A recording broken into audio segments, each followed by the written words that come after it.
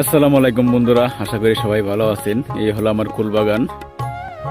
অনেক শখ, অনেক আশা নিয়ে একটু কুল ক্ষেত করেছি। এই যে দেখেন কুল গাছের অবস্থা, মাশাল্লাহ খুব সুন্দর অবস্থা।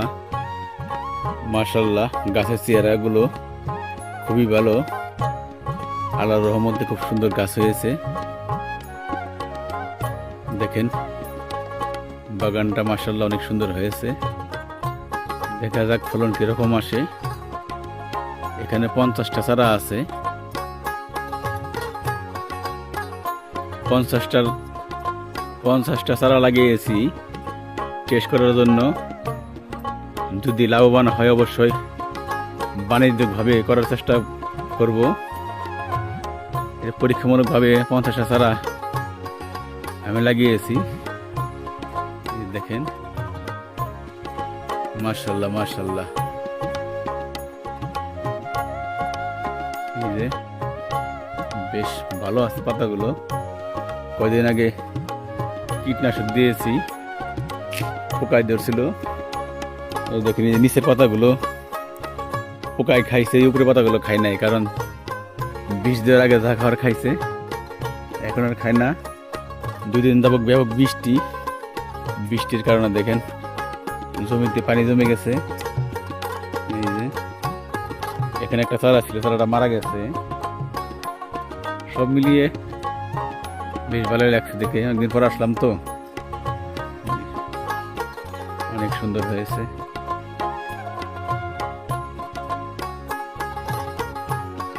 আসলে পরিশ্রম করলে কখনো পরিশ্রম বৃথা যায় না। যদি পরিশ্রম করেন বুদ্ধি খাটিয়ে, তাইলে পরিশ্রম বৃথা যাবে না। মাশাল্লাহ মাশাল্লাহ, দেখছেন এই যে বড়ই গাছের পাশাপাশি চারিদিকে কলা গাছ আছে। এই দেখেন একটা কলার কাঁদি, দেখছেন সাগর কলার কাঁদি, পাশাপাশি আরেকটা আছে। সমস্যা হলো এটা তো আমরা নিজেরা খাই, যার কারণে বিষ দেবো না ভাবছি, কারণ এর মতো বাণিজ্য হবে না। কয়েকটা চারা লাগিয়েছি নিজেরা খাওয়ার জন্য, যার কারণে আমরা কীটনাশক দিই না। দেখেন কলা কেমন হয়ে গেছে, মশাই খাইছে দিব, যার কারণে এরকম। কীটনাশক দিলে আরও চকচকে থাকতো, কিন্তু আমরা খাবো দেই না। আর বাজারে চকচকা কলা কীটনাশকে ভরা, বুঝছেন। আর এই কলায় কিন্তু কীটনাশক নাই। এটা যদি আমি বাজারে বিক্রি করতে নেই, এই কলার চেহারা দেখে কেউ নিবে না, বুঝছেন। যে কলায় কীটনাশক দেওয়া একদম চকচকা, ওইটা আপনারা পছন্দ করবেন, কিন্তু এগুলা পছন্দ করবেন না। অথচ এগুলা কিন্তু একদম কীটনাশক বিষমুক্ত। এই কলা আপনারা খাবেন না, আপনারা খাবেন চকচকা, দেখতে ফ্রেশ, কিন্তু কীটনাশক ছাড়া কলা এরকম হইব, ফ্রেশ হবো না। যে যত কপি করুক ফ্রেশ হবো না, বুঝছেন। এই যে দেখেন এটার মধ্যে আমি কীটনাশক স্প্রে করতাম। এই দেখেন এটা কিন্তু এই যে খাওয়া শুরু করছে, যে বুঝছেন, এই যে মশাই খাওয়া শুরু করছে জলের দিয়ে।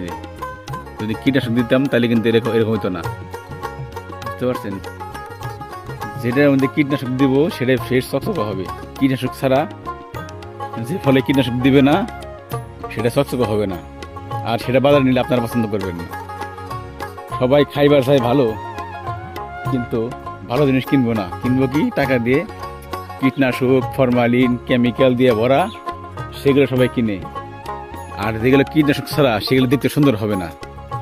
দেখবেন বেগুন যেটা একদম একা বেঁকা, সেটা আপনারা কিনবেন না।